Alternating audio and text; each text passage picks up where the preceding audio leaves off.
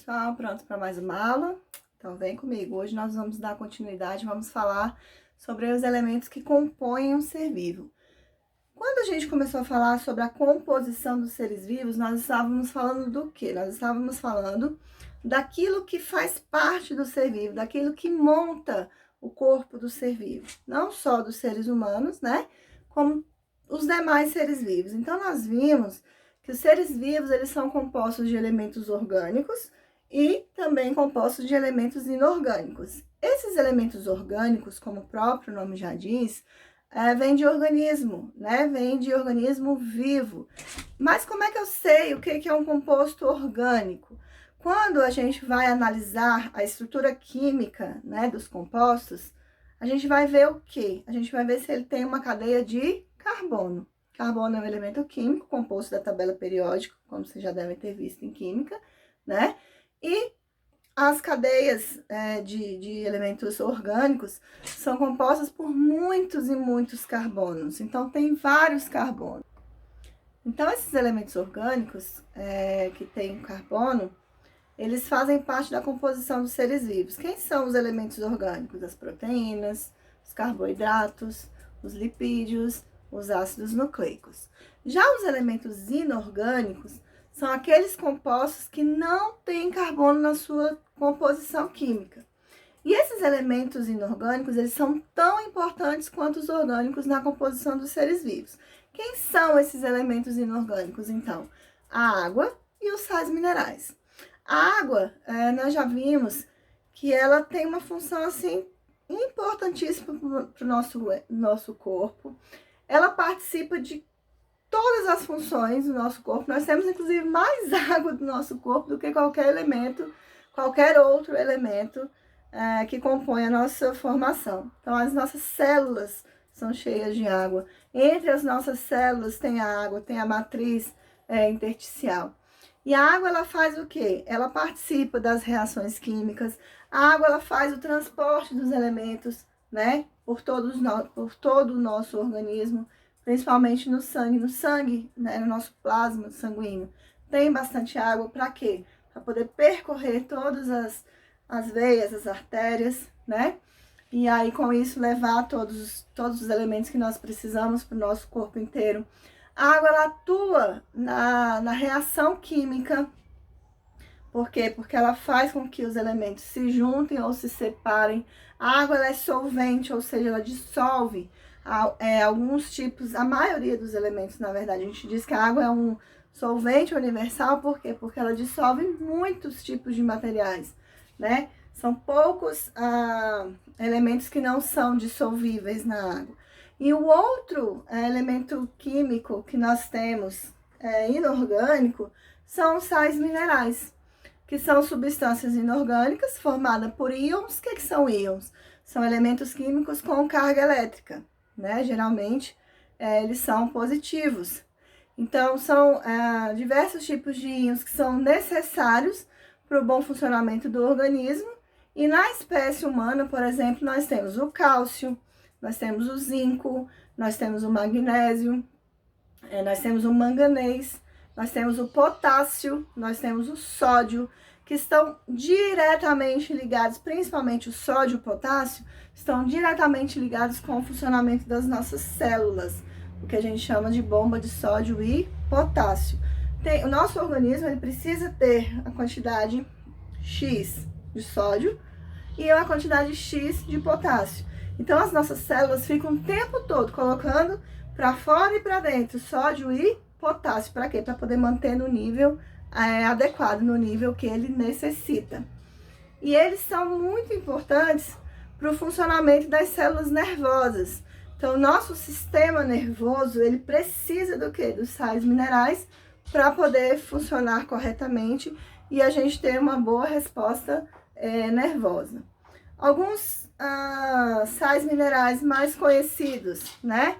O cálcio, o cloro, o cobalto, o cobre, o crômio, o enxofre, o ferro, o fósforo, o iodo, o magnésio, manganês, potássio, selênio, sódio e o zinco. Ou seja, nós retiramos isso de onde? Onde que nós encontramos esses sais minerais que vão compor o nosso organismo e vão fazer todas as ações necessárias que as nossas células precisam. A gente pode encontrar na água, a gente pode encontrar em cereais, a gente pode encontrar em feijão, no feijão, em frutas, por exemplo, como o abacaxi. Nós podemos tirar do leite o cálcio, por exemplo. Carne vermelha tem muito potássio, também tem muito zinco. Soja parece que é assim o mais completo, né? Que ele vai ter uma série de sais minerais. Então, nós precisamos ter uma alimentação balanceada, nós precisamos comer um pouquinho de tudo. Para quê? Para que a gente possa retirar dos alimentos, porque a quantidade desses sais minerais no alimento, ela é pouca, né? Então, nós precisamos retirar dos alimentos as quantidades necessárias. Então, por isso que a gente precisa comer um pouquinho de tudo, né? Então, se a pergunta for feita de onde nós podemos retirar os sais minerais, numa variedade infinita de alimentos. Falando ainda da água, a água ela é importante por quê? Porque a água ela nutre as nossas células. A água ela nutre o nosso corpo. Então, nós não podemos ficar desidratados. Ou seja, nós não podemos ficar sem água. Nós temos uma quantidade mínima que o nosso corpo precisa. Então, nós precisamos beber, em média, 2 litros de água por dia. Para quê? Para manter o nosso corpo hidratado, para manter as células hidratadas, para que elas consigam fazer o funcionamento corretamente. Só que, não sei se vocês sabem, mas beber água demais também faz mal. Por quê? Porque se a gente bebe mais do que o recomendado, mais do que o necessário, as concentrações, por exemplo, desses sais minerais que nós precisamos, vão ficar baixas demais. Por quê? Porque a água não é um solvente, a água dilui. Então, se a gente bebe muita água, nós também vamos estar diluindo esses elementos que nós precisamos no nosso organismo, e com isso o organismo ele vai sofrer queda, né? A pessoa vai ficar fraca, a pessoa vai ficar tonta, a pessoa não vai conseguir ficar com a mente trabalhando corretamente, vai ficar desorientada. Então, o ideal é 2 litros de água por dia, menos não é o recomendado. Por quê? Aí já entra por causa do funcionamento dos nossos rins, né? Os nossos rins, eles filtram o sangue, todo o nosso sangue, e quando o sangue está muito grosso, tem muitas impurezas, sobrecarregam os rins, principalmente se a gente come coisas muito salgadas ou gordurosas. Então, a água vai fazer o quê? Vai fazer esse balanceamento, né, dessas substâncias, para quê? Para o rim poder trabalhar com tranquilidade. Mas se a gente também bebe água demais, o que acontece? O nosso corpo ele vai começar a perder os nutrientes. Consequentemente, se a gente bebe muita água, a gente faz muito xixi, né, durante o dia. Então, com isso, quando sai o xixi, também sai os eletrólitos, saem muitos nutrientes que nós precisamos. Então, bebam água corretamente, se hidratem, principalmente agora nessa época de pandemia, né, que nós temos esse vírus aí circulando. É recomendado que a gente beba uma quantidade maior de água, justamente para quê? Para poder tentar limpar o nosso organismo, mas lembrando que nem precisa, né? Não tem necessidade de beber mais de 2 litros de água por dia. Basta beber o ideal. Só que eu sei que a gente tem mania, principalmente, às vezes não lembra, né, de beber água. Ah, tá fazendo frio, então eu não sinto sede. Se eu estivesse fazendo uma atividade física, alguma coisa, eu estaria gastando, né, mais energia, então talvez a gente sente mais sede. Quando a gente tá mais em casa, tá mais quieto, tá mais frio, a gente não costuma sentir sede. Mas o nosso organismo necessita, o nosso organismo precisa de água. Então, se force, né?